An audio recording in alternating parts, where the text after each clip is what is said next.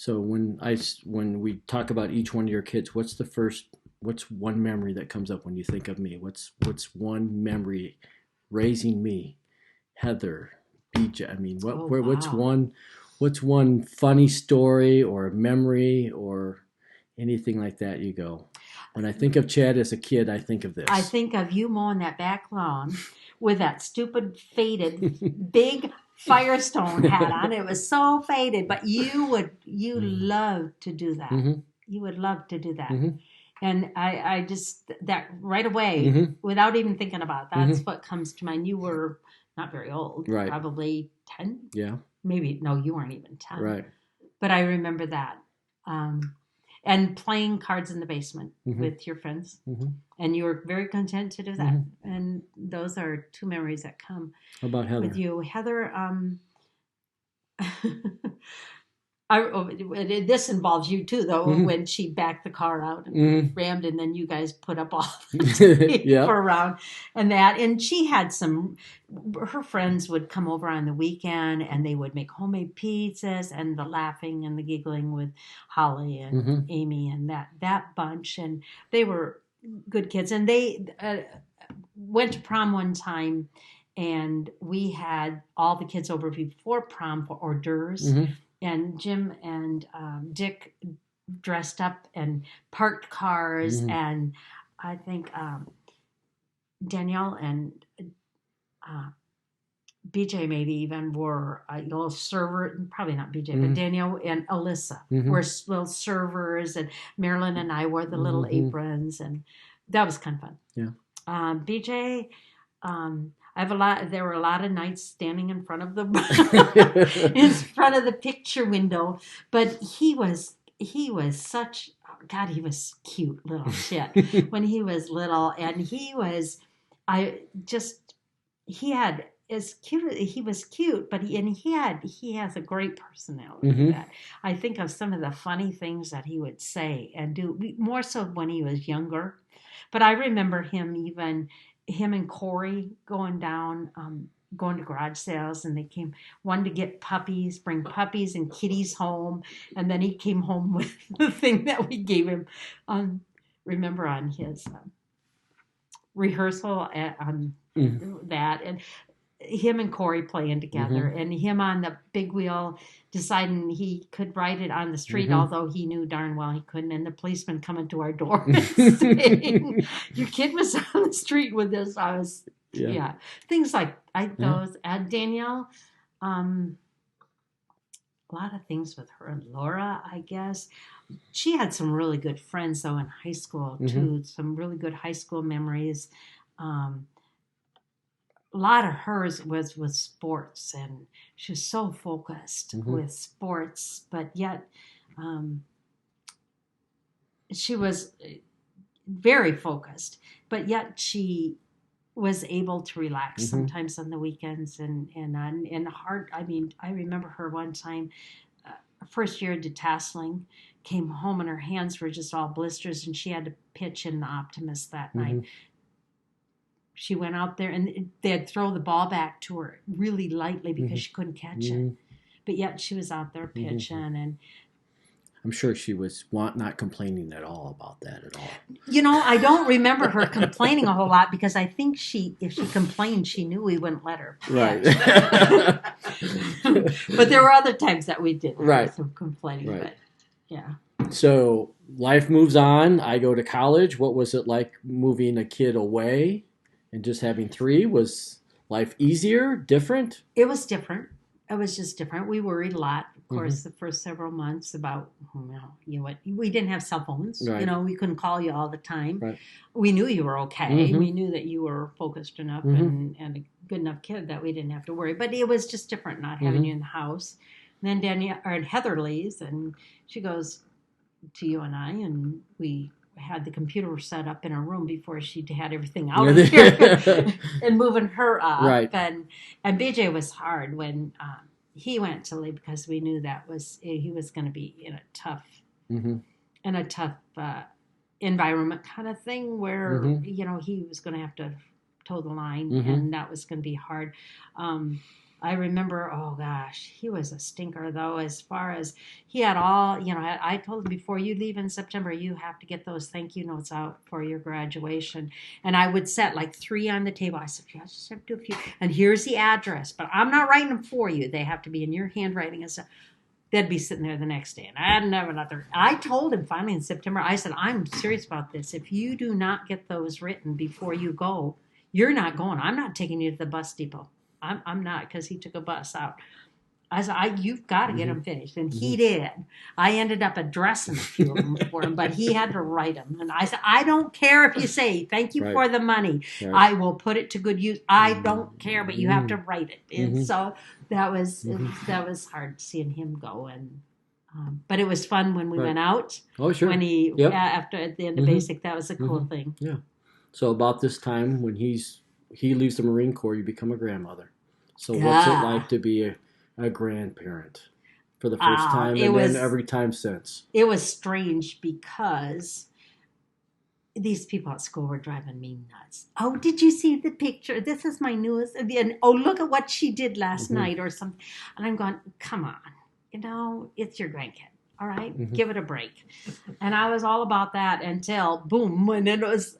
And I remember Joan Leonard was principal there, and she knew that Kat was coming, and we didn't know it was her at the time, but Sharon was going to be due here soon, and I remember she came and told me that I had a call and took it, and it was starting to snow, and she said, you can go, Diane. She said, if you're going to go, you go now. And she was really good about it. And just, you have to remember us, right. When I was there.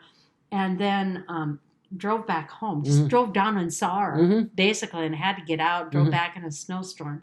And then we were back down there, Valentine's Day. Yep. I remember buying a little outfit for her, and it was so fun to buy a little outfit. But I remember not sleeping for a couple of days because I just kept seeing her little face, and I think she's so far away.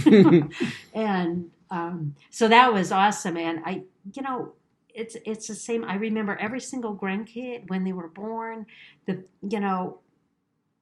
reaction of who was there. I remember all of that. And I remember Danielle when she was pregnant with Callie, and she said, "Oh, geez, Mom, this is no big deal." And I said,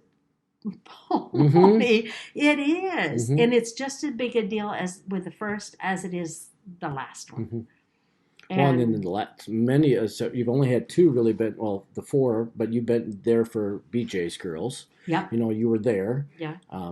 2 of mine were 2 hours away, but everybody else has been right here.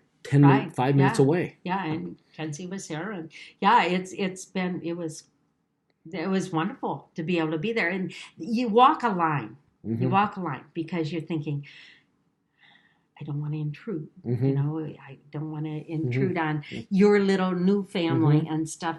But on the other hand, gosh, dang, you want to be there. And I do remember walking that line. Should we come? Right. Right. We'll just stay in the waiting room, and then you can bring her out, and come back to the room. And that's hard. Because you want to be there so badly, but on the other hand, and I remember too with, what was it, David? No. Oh no. Oh, okay. That Anna wanted to go and be in the and I said no, that's something I will never do. But Anna had never had a child, so for her it was different. And I said, if it doesn't bother you, Heather, go for it. But I said, I won't do that. First of all, I don't think I could. Right. But I wanted to be there, but you have to. You always don't want to. I don't want to overstay. Right. And I don't want to. So as your kids are becoming parents and we've all been parents for many years. What did you do that you think that you hope that we would do as parents? What? Well, I see you guys doing most of it. What are some of the things that you Discipline. I think discipline. I think the importance of schoolwork is a big thing. Importance of letting them talk, but yet, to express themselves, drawing things out of them, um, but not letting them rule the roost. Oh, uh, and teaching them, study habits. I think is a big thing for me, as well as faith. I think the faith issue is a big thing, and I think that's why when Danielle has come back, I think that's a big for me, or for us. That was very, very important. We're I won't say too much. But I think that's, you guys have been good examples, and teaching them that too. So you start piling up all these grandkids, and Yeah. and going back and forth, and people are moving around and doing different things. You move. Why did you move? We were in 1134 Ren Road for 40, from 75 to 13. yeah, so 38 Well, you years. kind of know. I mean, and you guys you would always said, you could get a bigger place. You didn't really push us, though. Right. And you really didn't push us. But it got to the point where we were finding that being over there, unless it was Easter and we could be outside, some were up and some were down, and we were just. I don't mind being jammed together to open presents. I think that's cool. That's how I grew up. But it was like, how do you get a meal fixed and get everybody fed? And at some point, I like to sit down together at once in a while. And we were there, and I don't know, we were with BJ, and how you are, and we had a few drinks, and Dick and Marilyn were with us, and BJ said, I don't know why you guys don't. And I said, we're going to have to give up Christmas, and that's going to be hard for me if I have to give up Christmas or Thanksgiving or something. I said, he's going, well, why don't you just look? You could take out what you're going to make when you retire, and all of this. It's going to be, you're going to have enough to make a small house payment. Why go in and draw your savings, or not all your savings out? And he said, so he gets online, and starts pulling up houses in Waterloo. And he said, look at this one.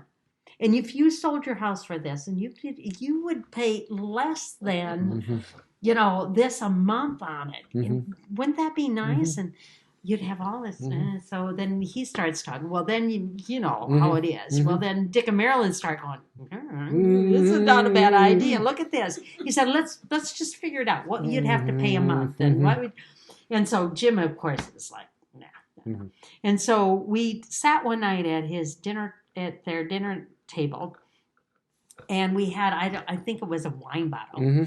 And we said, okay, we're going to be honest with the 6 of us sitting there, and we're going to pass the wine bottle, and then nobody talks unless you have the wine bottle. No interrupting, nothing. You say your piece. And so we did that, and Dick talked, Marilyn talked, Olive talked. BJ talked, I talked, Jim talked, and that was it. And then I think we were leaving the next morning, and so we went to leave, and Jim was still kind of on the. No, I think we had an extra day, and they kind of got him on board. The next day, they harped at him a little, and so we came home. And on the way home, I thought, this is going to be the end of it. So we got home, and I said something about he had to work the next day, and I said, well, I'm going to go look at some of these places that BJ pulled up. And he said, yeah, that'd be good. That's when we found this one. It wasn't even one of the places. So anyway, and it's been good because we can all be together. And so did you retire before I can't remember what. So you retired before you came here? I retired in, let's say 10. Oh, okay. 2010. Okay. So that would have been 3 years. How many years at St. Ed's then? I had 30-some between the 5th and 6th, teaching 5th and 6th, and then coming back. So what's your favorite memories when I say St. Ed's? People, parents, kids, staff, people, community. And you taught, what things did you teach? What were some of your favorite things you got to teach throughout your years? Math. Anything specific within math? Oh, yeah. I love to teach long division to the smarter kids. I'd show them the shortcut. And I just loved. And the other kids are going, bring it down, do this, move it over. And I could show them how. If you had the number, you just move it. You put the remainder up above. I love teaching that to the kids who I didn't teach it to everybody. I just taught it to the ones that I thought could handle it. And I loved teaching that. I taught social studies. I didn't teach science. I taught social studies. I liked that because it was the States and Capitals year, and we would do the song. Yeah. And so we started every class with that song. And the kids, sometimes I run into them or something, they still remember doing that. Or what was that song? Because now I have kids and I want to. Yeah. I like to teach religion on most days, if it wasn't boring, because I love to teach the Son of the Holy Spirit. I can get them into it and go, imagine this, I could do that. I like teaching that.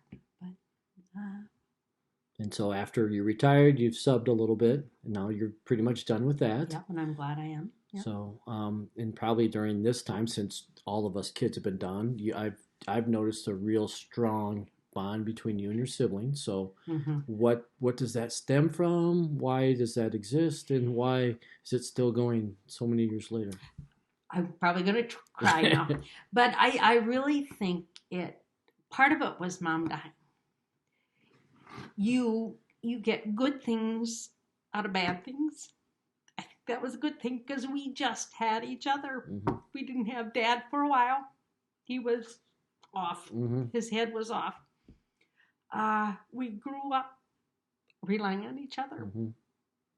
And I think that's a big thing.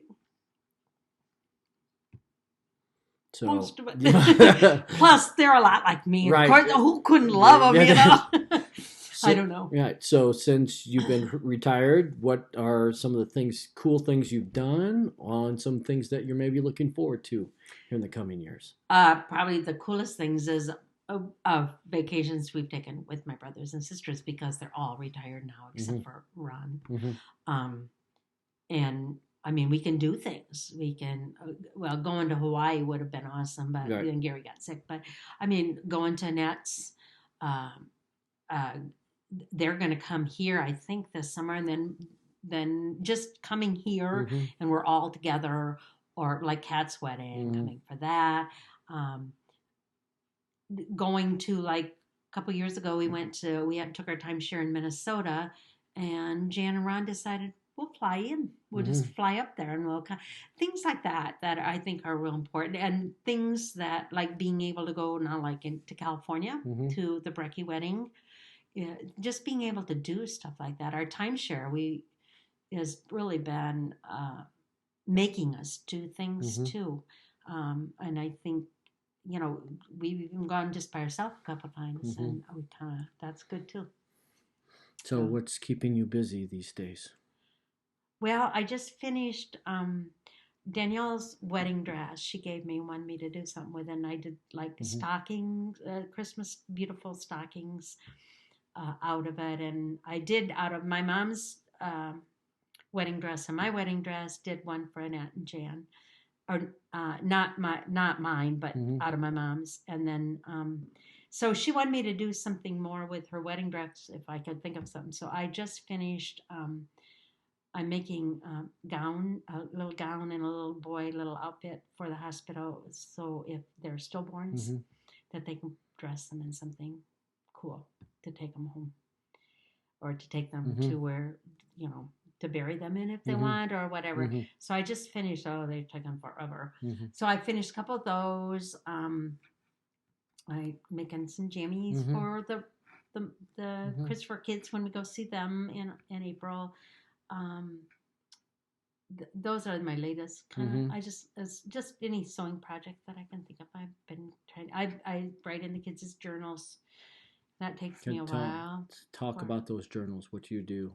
What have you been doing? I start when I find out they're going to be a baby, and so I write my feelings. These are to the grandkids. To the grandkids, and they're not long. I mean, the sessions aren't long, but I try to do them at least. Well, with Maddie and Kat, I did them more often because there was only the two of them and CJ even. But on theirs, I wrote in there. Katerina was just telling us the other night that they read several times when it was 9/11 and the bombings or the flights into the towers and stuff. She said, because I sat down and wrote that night. Things like that right there, it's important, and something like that happening in our country. Most of the time, now I'm getting to the point with, like, Kat's got hers, but Cameron and Maddie and David and Kenzie, I'm getting to the point where I can say, "Oh, you did this." Well, yeah, they remember that. So now I'm kind of going back, and I started with Maddie and Katerina, and I went back and kind of told them about how Jim and I started dating and my feelings on all of that, and just kind of going back on some feelings and stuff, and telling them things that they might not know that we're proud of them for, that we don't always vocalize, and that how, things that I think are important, that I've been writing some song lyrics in there, like always be humble and kind, stuff like that, just little lessons maybe, that I don't know whether they'll mean anything or not, but at some point. Any other stories or anything you'd like to? Oh, geez.